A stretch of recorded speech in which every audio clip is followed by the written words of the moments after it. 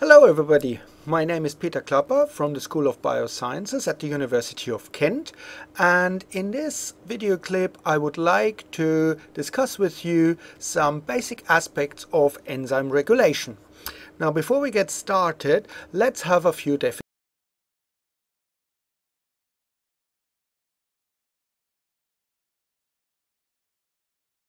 definitions.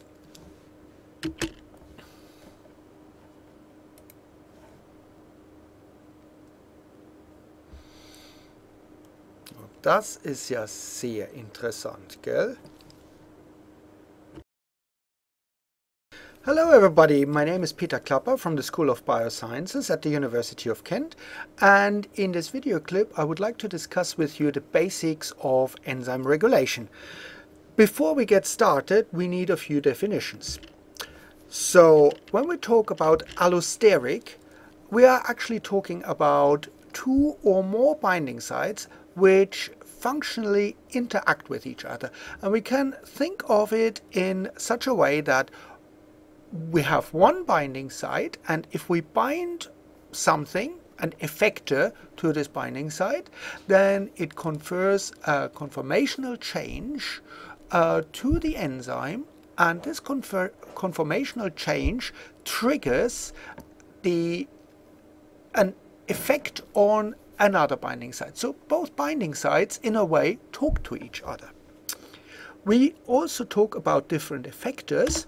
So one effector, it's called a heterotropic effector, and this is usually a small molecule which is not identical with the substrate.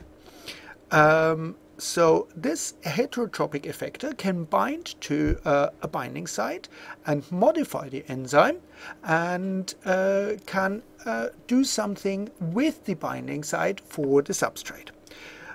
In contrast to that, we talk about a homotropic effector, and in this case we are talking about a molecule which is identical to the substrate, but not necessarily binds to the substrate binding site or the active site of the enzyme. It can bind somewhere else. And sometimes we have the effect of homotropic effectors when we have enzymes that are composed of several subunits that actually bind, each one of them binds the substrate. Now, we very often talk about regulatory subunits, and we also talk about catalytic subunits, and in many enzymes these are actually combined. So let me quickly sketch out what I'm talking about. So we might have a catalytic subunit, so this would be the catalytic,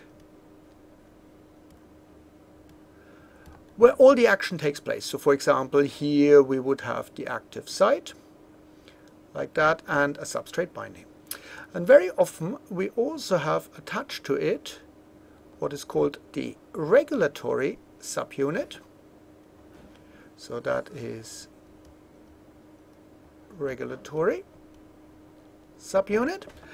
And this regulatory subunit is important for, as you might have guessed, the regulation of the enzyme. Now, sometimes we can separate these two subunits, for example by mild denaturation. So we still have the catalytic subunit, and we have also separate from it the regulatory subunit. And of course, in this case, the catalytic subunit can no longer be regulated. We can separate them through mild denaturation or some components, some compounds. Mild denaturation. But the important point is that in this case the enzyme is no longer regulated by the regulatory subunit. Now, what do these heterotropic effectors do with an enzyme? Let me quickly sketch one of these dreadful Michaelis-Menten plots, where we, for example, plot the rate versus the substrate concentration, like that. And let's assume we have a normal enzyme reaction without any effector, so minus effector. Now, if we have a positive effector, and let me quickly change the color here to a nice green one. If we've got a positive effector, what we usually see is that a positive effector can speed up the reaction. That was not exactly the color I wanted, but never mind. So with a positive effector, we might see something like that.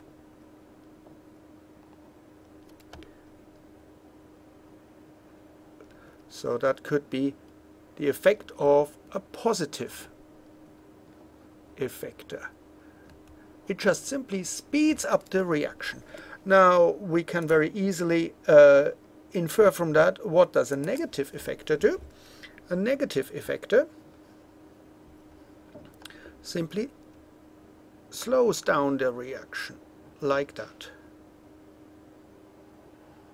So this could be, for example, some kind of inhibitor or something like that. So that would be a negative effector.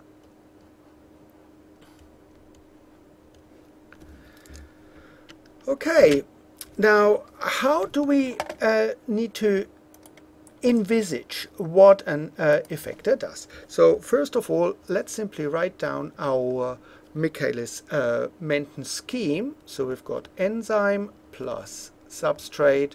That gives us an enzyme substrate complex, and this then gives us enzyme plus product.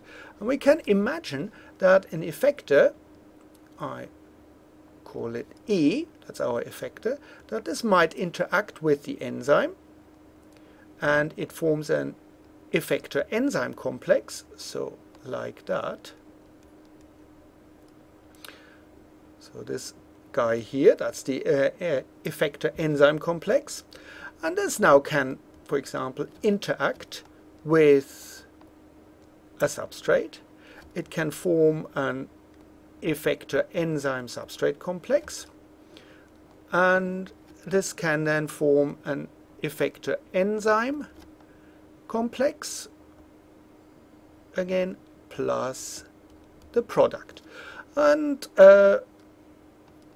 it might then react back and lose the effector. But the important thing is, what we see here is that this effector can change the rate constants. So if we call that K1, K minus 1, K2, we might get different rate constants. So K1 prime, and this prime should indicate that we've got an effector here. K minus 1, this could change, or K2 prime again. So what we get for the case without effector, so minus effector, would be a Vmax, which is equal to K2 times the enzyme concentration. What we get here with the effector might be a completely different Vmax, Vmax effector, and that could be K2 prime times the concentration of our effector enzyme complex. And that can be very, very different. And the same holds true for Km and a Km effector. So an effector can completely change things. So what we really see here is that an effector can completely change how the enzyme and its parameters change. And I probably should write here plus effector to make it absolutely clear. Let's have a look at a nice example here. Here we've got the enzyme aspartate carbonyl transferase, which is an important enzyme in the urea cycle. And what this enzyme basically does is it transfers the carbamoyl group here onto an aspartate, and it produces this kind of structure. Now, the overall structure of this enzyme is that it has these catalytic subunits in blue, so C1, C2, C3, and in total it has 6 catalytic subunits. So let me quickly write that down, and hopefully with the right colors. So C1 to C6, these are the catalytic subunits, where all the action happens. And the green ones, these are the regulatory subunits. So here R1 to R6, these are the regulatory subunits. And these subunits actually bind to small molecules and then have an effect on the catalytic subunits. So how does that look like? Now, here in this diagram, or in this scheme here, what we have is a structure of ATCKs. Now here the blue ones are again the catalytic subunits, and they are in the relaxed state. And we have an negative effector, CTP, that affects basically the overall activity of ATCKs. Now, if we don't have this CTP present, you see that it is a nice open structure. We call it the relaxed structure, and you can easily see that the substrate can bind to these active sites which are in this area.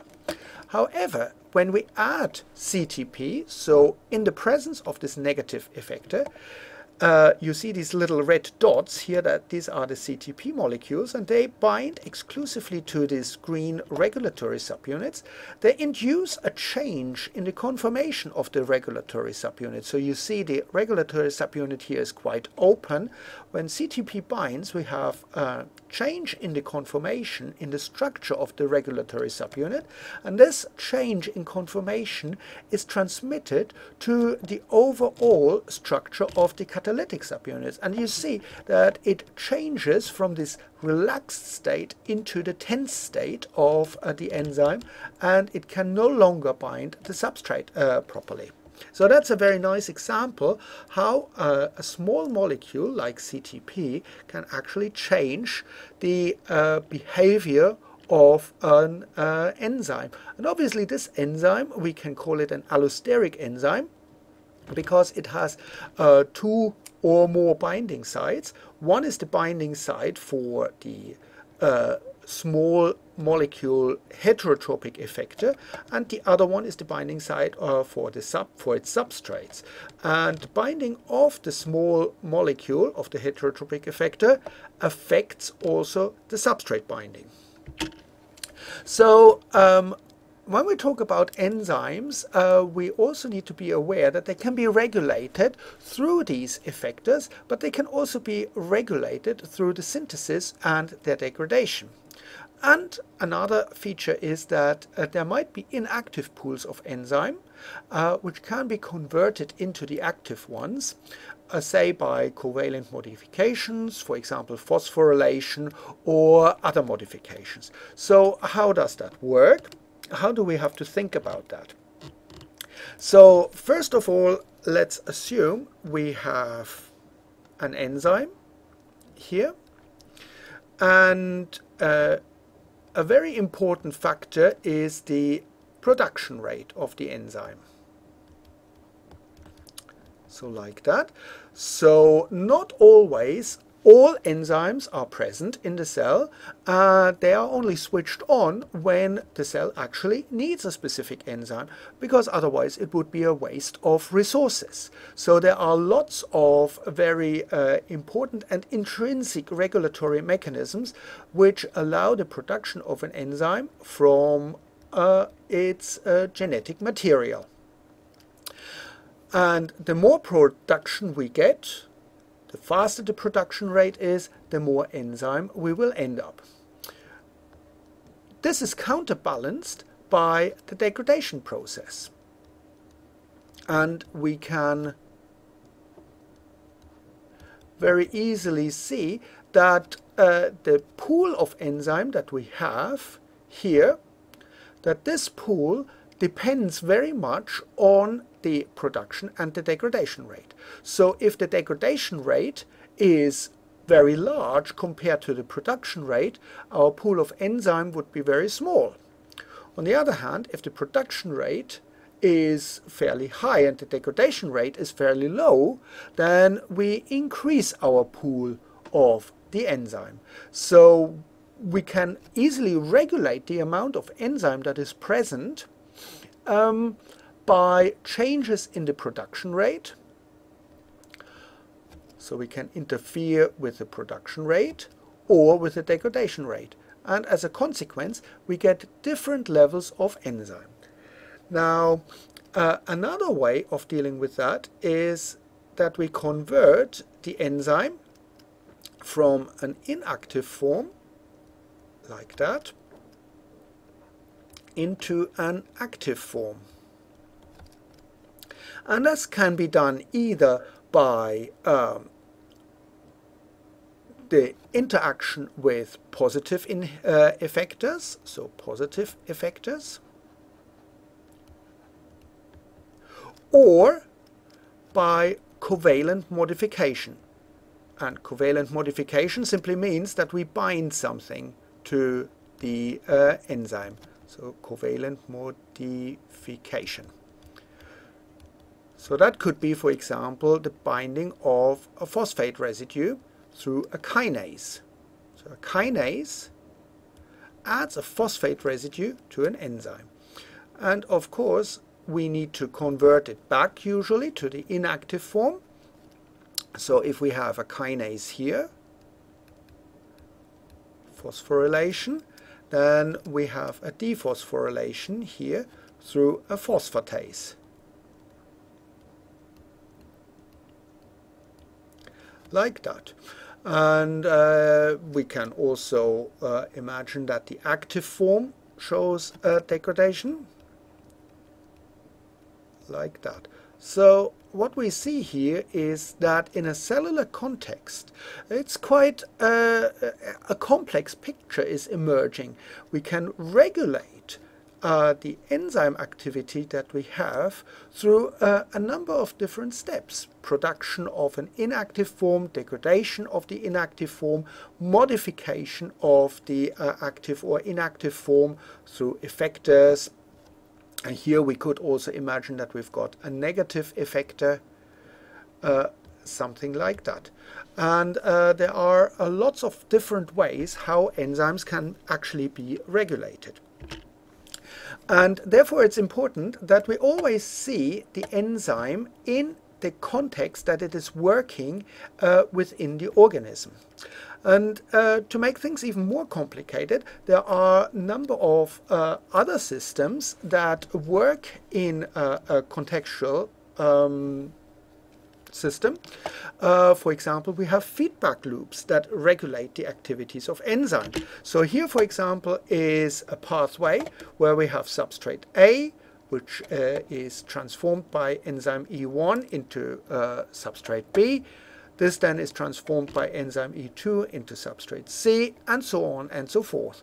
And we can imagine that the substrate D, or the product D here of this pathway, might have an effect on enzyme E1. So it could be a negative effector of enzyme E1.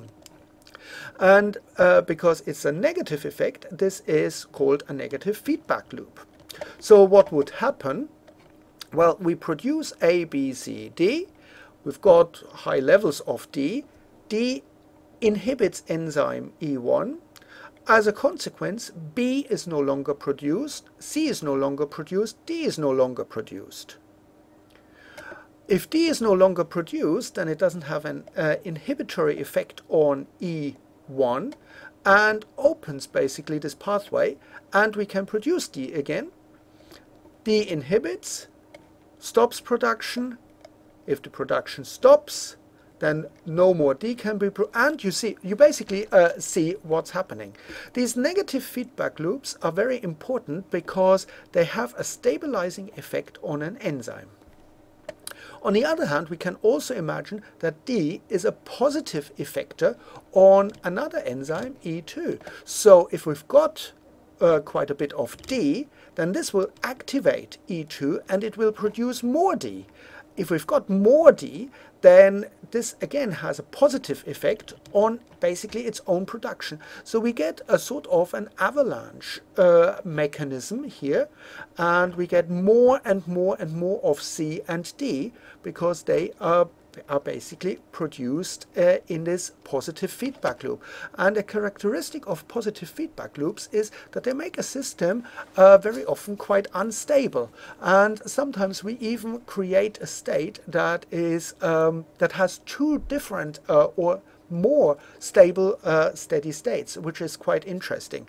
So hopefully you found this video interesting, and you understand that there are a number of different regulatory mechanisms that can affect the activity of an enzyme. Thank you very much for watching that.